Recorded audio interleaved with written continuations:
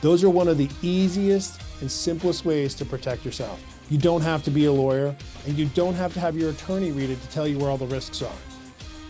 Doing that up front is going to not only provide you a sense of security and reliability, but it's also the responsible thing to do. What I'm talking about is inside of that scope of work. Whose responsibility is it to point out this is a change in the schedule of values?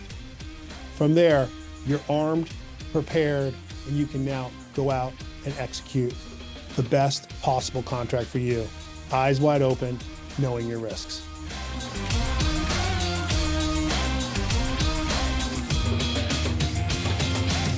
Welcome to the next episode of the Construction MF'ers podcast. I am 𝗏𝗏 CEO and founder of Mobilization Funding, and today we're doing a solo episode. We're going to talk contracts, and we're going to most importantly talk about don't sign them until you know certain and specific things, and we're going to get into them right now.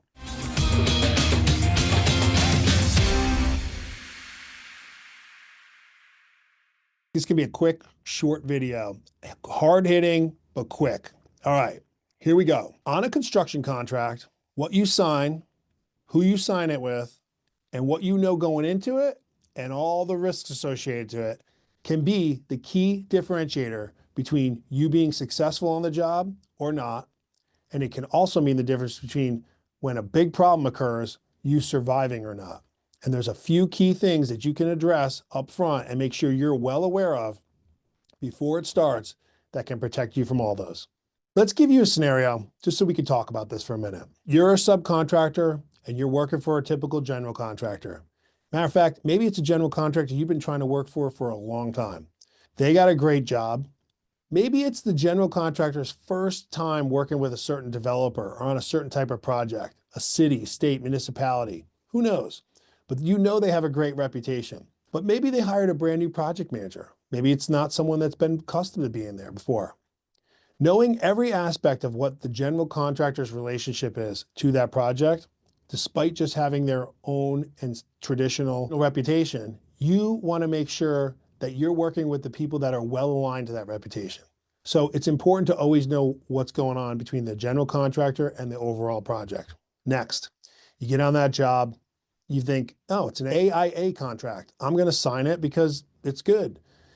But what you don't understand is there's so much risk associated with that. And it's not just the payment terms of paid when paid or paid if paid. Sometimes it's the payment terms that are associated to when you can get paid, when you can invoice, is the schedule of values properly aligned? All these things are critical to knowing before you get involved, because we've had contractors and we've seen it all time and time again. They're working for good general contractors, but the donor or the developer is the problem. And as that trickle-down effect of money comes in, change orders, for example, or scope changes, not just with the general contractor, but maybe the actual owner or developer had a really bad engineering plan, or they needed to change the engineering plan, or the architect is in a problem scenario. You can be impacted significantly by those issues. Now, you have lien rights and you can certainly lien the job. But the real problem isn't whether or not you ultimately will get paid with your lien rights. The ultimate problem is, does your terms align to those lien rights? Can you quit the job if you're not paid? Can you walk off without considering being terminated? All these things are really critical. And we've seen customers get in these situations where they are required to do certain work because of the terms of their contract. And that particular contractual term is what kills them, not the repayment or not the unpayment or the slow payment.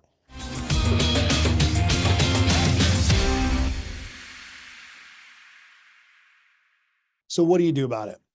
It's important to know what's in the fine print.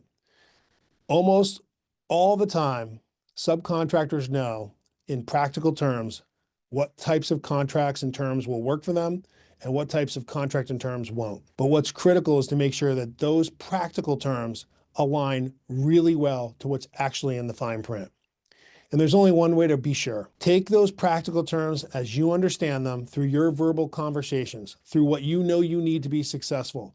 Write them out just in a simple outline, bullet by bullet. Hand that outline to your attorney, a construction attorney, along with a copy of that contract, and tell them to give you the information bullet by bullet as how it directly relates to each one of the practical points that you understand or you need and want to understand. And then As you get that information back, you can then best assess if each one of those points is worth the risk for you to either give in on or if it's something you need to negotiate on.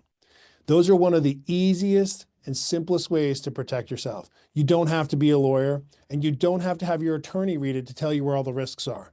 But you can actually outline what you know you can't deal with, or you don't want to deal with, or you need to understand in an outline format, and have them then take that contract and give it specifically to you.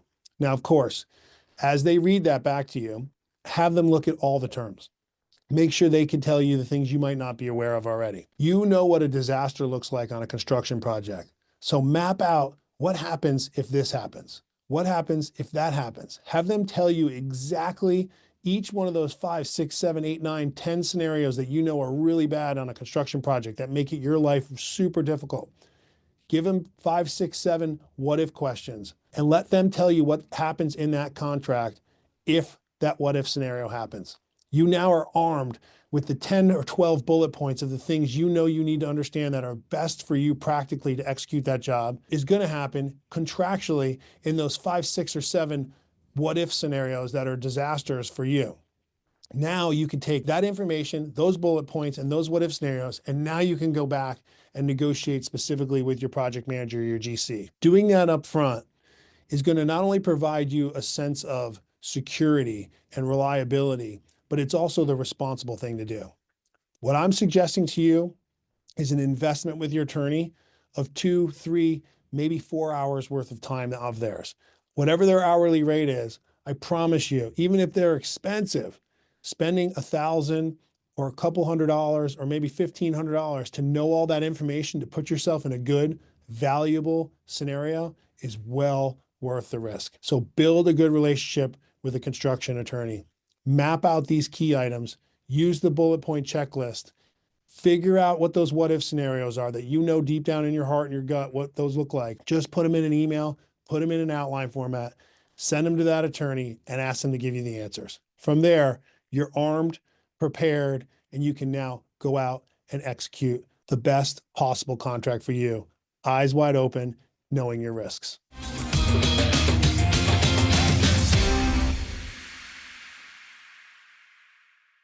Once you have that accomplished, the next thing that's critical for you is the schedule of values. How you are paid, when you are paid, and making sure you can bill for the execution plan that you have is critical. So take that schedule of values and spend real time and energy in it. Not only that schedule of values is more of a sense of art and a science combined, but the reason it is so important is if you're building a vertical structure, a horizontal structure, whatever the scope of work you're doing, you know what your schedule is going to look like and how you can go about executing it. Mapping out and spending time putting that schedule of values together so that you know exactly how that's going to align to your project plan, what your employees are capable of, what your subcontract labor is capable of, all of that stuff is extremely critical.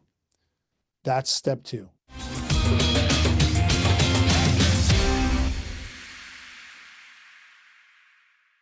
Step 3, who's doing what and whose responsibility is it? Now, in your scope of work, outlined in your contract, it's well defined.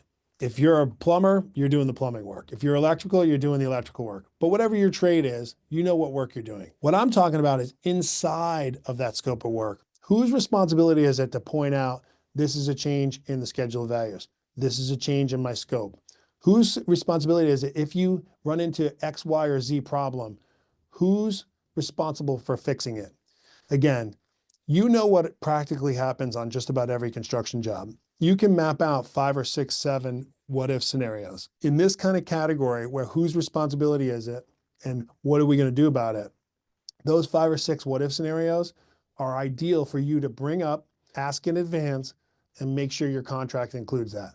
And even if your contract doesn't include that, having that conversation live and then putting it into an email back to your project manager. If these kind of things happen, then I will do this and you will do that is a perfect scenario. And again, helps put your scenario and your project into the proper format so you can be successful and reduces the risk.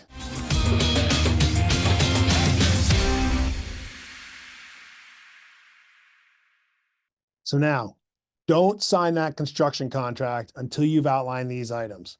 Make sure you take those 3 actionable steps that are related to what are the outlines and practical terms, so your attorneys review that in advance.